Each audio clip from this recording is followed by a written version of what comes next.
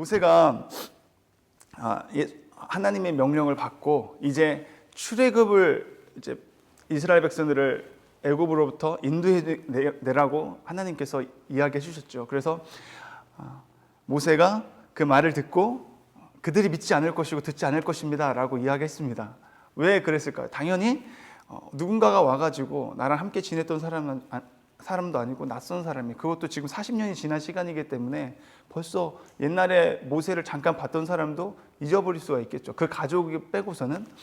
그 사람들이 믿지 않을 거라는 말은, 또 듣지 않을 거라고 하는 말은 상식적으로 이해가 갑니다. 그렇기 때문에 모세가 하나님 앞에 그렇게 핑계를 댈 수 있었죠. 이 하나님께서는 모세에게 이적을 통해서 그에게 믿음을 심어주시고 그의 믿음을 도와주시려고 하는 겁니다.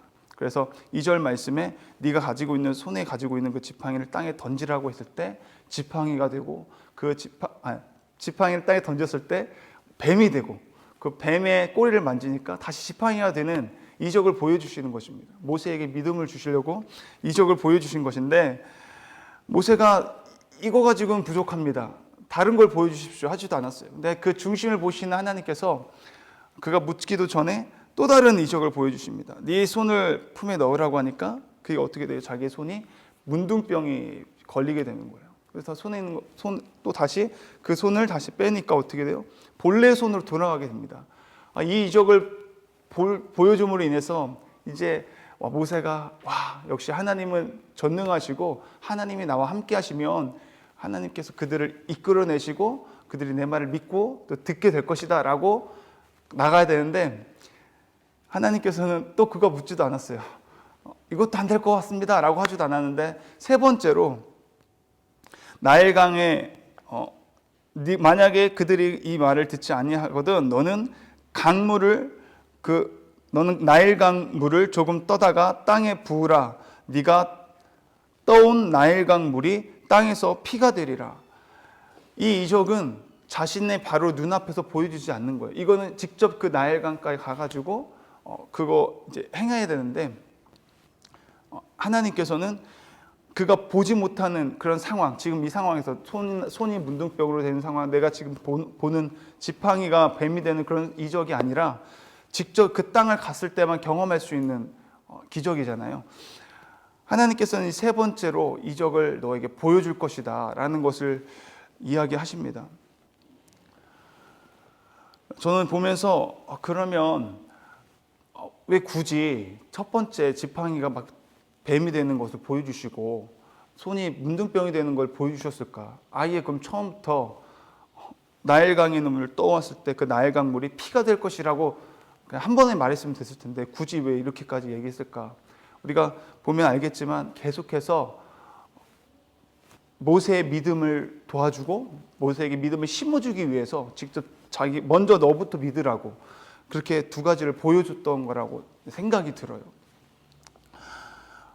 결국은 모세가 이렇게까지 이야기하시는 하나님의 말씀을 듣고 아멘 순종하고 가겠습니다 할 것 같은데, 모세는 또 핑계를 댑니다. 무슨 핑계를 대요? 오늘 본문 말씀에 나와 있는 것처럼 나는 본래 말을 잘하지 못하는 자니이다. 주께서 주의 종에게 명령하신 후에도 역시 그러하니 나는 입이 뻣뻣하고 혀가 둔한 자입니다 라고 말을 합니다. 여러분, 모세가 본래 말을 못했을 수도 있고요, 아니면 40년이나 긴 기간 동안 자신이 어렸을 때 왕자로서 완전히 과외를 받았을 거 아니에요. 많은 공부를 했을 텐데도 40년이 지나는 기간 동안 잊어버릴 수도 있을 것 같아요.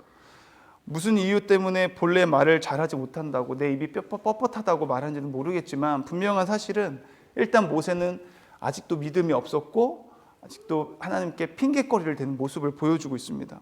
하나님께서 11절에 이렇게 말씀하고 계시죠.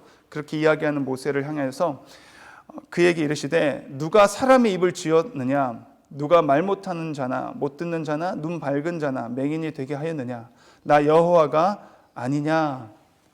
무슨 말입니까? 하나님 다 아신다는 거예요. 네가 입이 뻣뻣하다고 말하기 이전부터 나는 너의 입이 뻣뻣함을 이미 알고 있었고 너의 연약함을 내가 다 알고 있다라는 거죠. 내가 그것을 지었기 때문에 그 누구보다도 다 디자인하고 만든 내가 잘 안다. 라고 말씀하시는 거예요. 그러면서 하나님께서 이제 가라. 내가 네 입과 함께 있어서 할 말을 가르쳐 주리라. 하나님께서 가르쳐 줄 것이라고 말해요. 그러면 모세가 알겠습니다 하고 가야 되는데 또 이마저도 모세는 순종하지 않습니다. 모세가 이르되 오 주여 보낼 만한 자를 보내소서. 여전히 나는 안 됩니다. 나는 할 수 없고 감당할 수 없는 것입니다 라고 말을 하죠. 여러분들 입이 뻣뻣하다고 해서 그 연약함에 대해서 말을 할 때 하나님께서는 내가 너의 그 연약함과 그 입과 내가 함께 할 것이다. 내가 가르쳐 줄 것이다 라고 말을 하잖아요. 저 여러분이 이 말씀을 통해서 적용해 볼 것이 있다면 하나님께서는 저도 입이 뻣뻣합니다. 저처럼 혀가 둔한한 자가 없는데 제가 이 자리에 서 있는 이유는 하나님께서 불러주시고 감당하라고 주셨기 때문에 제가 이 자리에 서 있는 것인 줄 믿습니다. 여러분들도 삶의 영역 가운데서 또 마찬가지로 복음을 전하는 자로서 서 있을 때 내가 어떻게 말을 할까? 근데 성경에서는 또 성령이 너에게 임하시면 권능을 줄 것이고 위로부터 그 능력을 덧입힘 받게 되면은 하나님께서 너에게 할 말을 가르쳐 주신다고 성경에서 말하고 있잖아요. 신약 성경에서 이야기하고 있듯이 우리가 하나님을 전적으로 신뢰하고 믿는다면 그 하나님께서 우리 연약한 가운데 역사하시고 일하시게 될 줄 믿습니다. 그래서 하나님 예를 들면 또 여선교회에서 내가 어떤 일을 감당하는 데 있어서 내가 이건 할 수 없습니다. 또는 리더들이나 셀 리더를 세울 때도 내가 어떻게 합니까? 라고 말할 때가 많잖아요. 근데 그럴 때 우리가 나의 연약함을 더 잘 아시는 주님께서 내가 밥을 못 하는데 내가 말주변도 없고 내가 누군가를 나도 감당하기 힘든데 누구를 어떻게 세워 나가느냐 라고 생각할 수 있겠지만 그 일들은 하나님이 함께 하시면 하나님께서 그 모든 것들을 합력해 선을 이루어 가실 줄 믿습니다. 저와 여러분이 그 하나님만을 전적으로 신뢰하면서 오늘도 내게 주어진 모든 감당해야 할 사명들 주님 더 의지하면서 감당해낼 수 있는 저와 여러분이 되기를 축복합니다. 14절에 보니까 하나님께서 그가 보낼 만한 자를 보내셔서 계속 이러니까 결국에는 14절에 하나님 여호와께서 모세를 향하여서 노하여 이르시되 하나님께서 노하셨다고 내가 이렇게까지 말은 하는데 모세가 계속해서 핑계거리를 대니까요. 하나님께서 노하셔서 결국은 어떻게 말씀하세요? 15절을 보니까 너는 14절을 보니까 레위 사람 내 형 아론이 있지 아니하냐? 그가 말 잘하는 것을 내가 아노라. 그가 너를 만나러 나오나니 그가 너를 볼 때에 그의 마음에 기쁨이 있을 것이라. 너는 그에게 말하고 그 입에 할 말을 주라. 내가 네 입과 그의 입에 함께 있어서 너희들이 행할 일을 가르치리라. 또 하나님께서는 계속해서 그가 그래도 나 보낼 자를 보내서 이야기하니까 누구를 데리고 옵니까? 그의 형 아론을 하나님께서 붙여주셔서 내가 너한테 한 말을 그에게 전해주라고 합니다. 그러면 그의 입을 통해서 하나님께서 또 가르쳐 주신다고 말씀을 하시죠. 그래서 오늘 마지막 절 16절 17절을 보니까요. 그가 너를 대신하여 백성에게 말할 것이다. 그는 네 입을 대신할 것이요 너는 그에게 있어서 하나님같이 되리라. 그에게 있어서 하나님같이 되리라는 것은 모세에게 하나님이 말씀을 주시고 그 받은 말씀을 모세가 아론에게 전해주면 아론이 백성들에게 전해주는 방식으로 그런 방법을 하나님께서 결국은 끝까지 그가 가서 이 사명을 감당하도록 환경을 계속 열어주시는 것을 볼 수가 있습니다. 그래서 17절 너는 이 지팡이를 손에 잡고 이것으로 이적을 행할지니라. 아멘. 오늘 말씀을 정리해보자면 두 가지로 정리해볼 수 있을 것 같아요. 우리의 연약함을 아시고 우리 믿음이 연약함을 아시는 주님께서 우리의 믿음을 도와주시는 어제도 설교 시간 때 설교를 들었지만 하나님께서 예수님께서 나타나셔서 직접 내가 부활했다 그러면서 내 영이 아니라고 하면서 내 손에 못자국과 발에 못자국을 보여주시면서 나라고 이야기하잖아요. 안 믿으니까 어떻게 해요?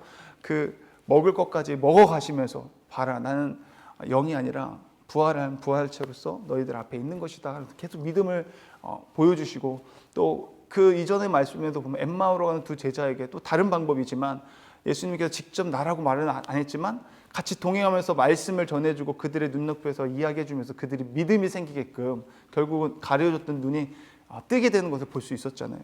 끊임없이 오늘도 하나님께서는 저와 여러분들에게 믿음을 주시고 또 믿음을 도와주시려고 하시는 분인 줄 믿습니다. 하나님의 은혜가 아니면 어떻게 우리가 믿을 수 있겠습니까? 지금 이 자리에 우리가 있는 것도 사실은 주님께서 은혜를 주셔서 믿음으로 주님 앞에 나오게 된 줄 믿습니다.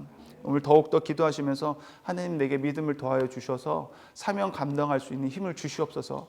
나의 연약함을 주님께서 아시오니 누구보다도 나보다 나를 잘 아시오니 주님 나의 삶 가운데 오늘 동행하시고 함께해 주셔서 성령 충만함으로 내가 가는 곳곳마다 선한 영향력을 끼치고 생명을 살릴 수 있는 오직 예수만 드러내고 하나님께 영광 올려드리는 그런 나를 창조하신 목적, 나를 구원하신 목적대로 살아갈 수 있게 해달라고 함께 기도하는 이 시간 되었으면 좋겠습니다. 기도하시겠습니다. 하나님 감사합니다. 오늘도 말씀을 통해서 우리에게 믿음을 더해 주시려고 끊임없이 우리를 포기하지 아니하시고 우리를 붙들어 주시는 함께 하시는 하나님 감사합니다. 하나님 이 아침에 우리가 말씀을 붙들고 또 기도하며 나아갈 때에 하나님 우리 연약함을 바라보지 아니하시고 우리의 연약함 가운데서도 역사하시고 일하시를 우리가 주님만을 바라보고 주님만 의지하며 신뢰하고 믿음으로 나아갈 수 있도록 우리를 붙들어 주시옵소서. 오늘 이 하루도 성령 충만함으로 오직 주님만 드러낼 수 있는 복음의 증인으로 살아갈 수 있는 이 하루가 될 수 있도록 주님 우리를 붙들어 주시옵소서. 예수님의 이름으로 감사드리며 기도드렸습니다. 아멘.